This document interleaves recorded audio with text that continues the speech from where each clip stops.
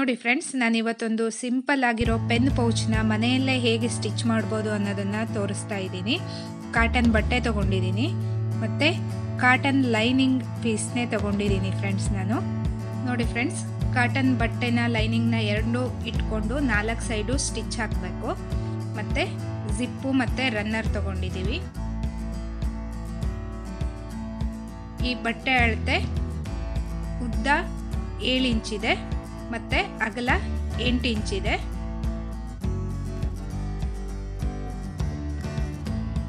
ನೋಡಿ, ಇವಾಗ ಬಟ್ಟೆನ ಸ್ಟ್ರೈಟಾಗಿ ಇಟ್ಕೊಂಡು ಜಿಪ್ನ ಉಲ್ಟಾ ಇಟ್ಕೊಂಡು ಸ್ಟಿಚ್ ಹಾಕಬೇಕು.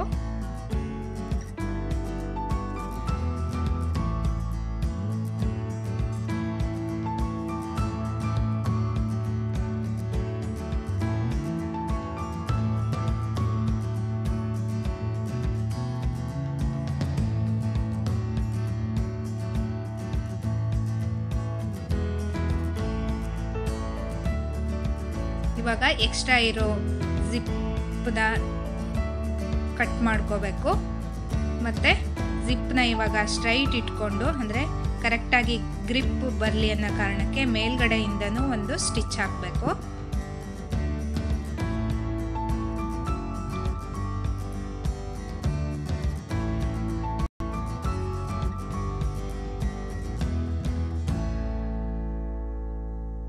ಇವಾಗ ಬಟ್ಟೆನ ಫೋಲ್ಡ್ ಮಾಡಿ ಮತ್ತೊಂದು ಪಾರ್ಟ್ ಜಿಪ್ ಏನಿರತ್ತೆ ಅದಕ್ಕೆ ಸ್ಟಿಚ್ ಮಾಡಬೇಕು.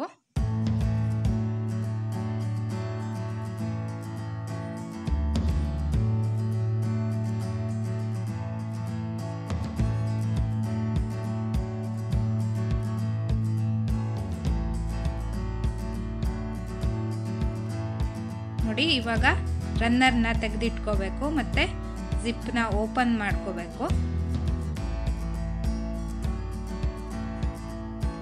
ಮತ್ತೆ ಈ ಕಡೆ ಸೈಡು ಸಹಿತ ಮೇಲ್ಗಡೆಯಿಂದನೇ ಮತ್ತೊಂದು ಸ್ಟಿಚ್ ಹಾಕೋಬೇಕು.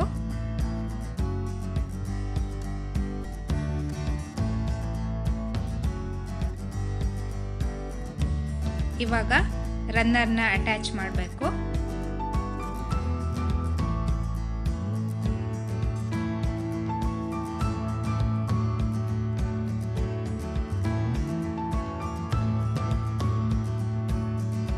ನೋಡಿ, ಎರಡು ಸೈಡು ಈಗ ರನ್ನರ್ನ ಅಟ್ಯಾಚ್ಮೆಂಟ್ ಆಗಿದೆ.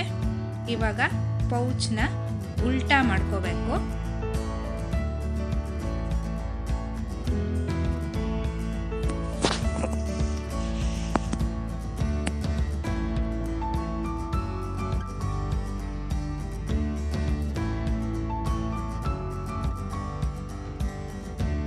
ಉಲ್ಟಾ ಮಾಡಿಕೊಂಡು ನೋಡಿ, ಈ ಕಡೆ ಸೈಡು ಸ್ಟಿಚ್ ಹಾಕಬೇಕು.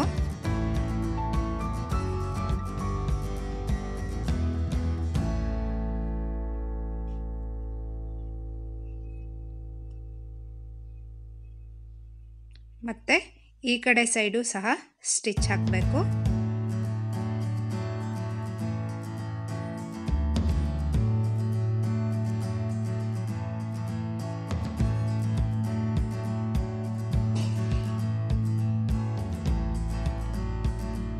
ಎಕ್ಸ್ಟ್ರಾ ಬಂದಿರೋ ಥ್ರೆಡ್ನ ಕಟ್ ಮಾಡ್ತಾ ಇದ್ದೀವಿ.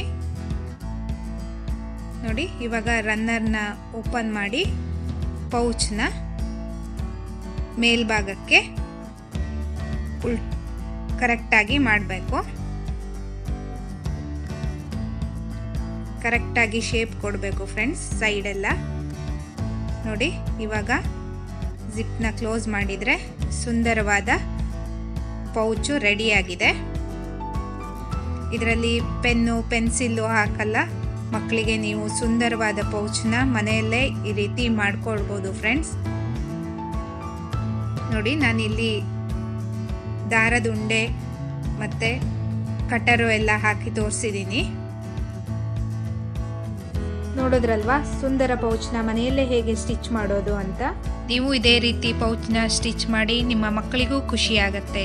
ಮತ್ತೆ ಮುಂದಿನ ವಿಡಿಯೋದೊಂದಿಗೆ ಭೇಟಿಯಾಗೋಣ. ಬಾಯ್ ಬಾಯ್.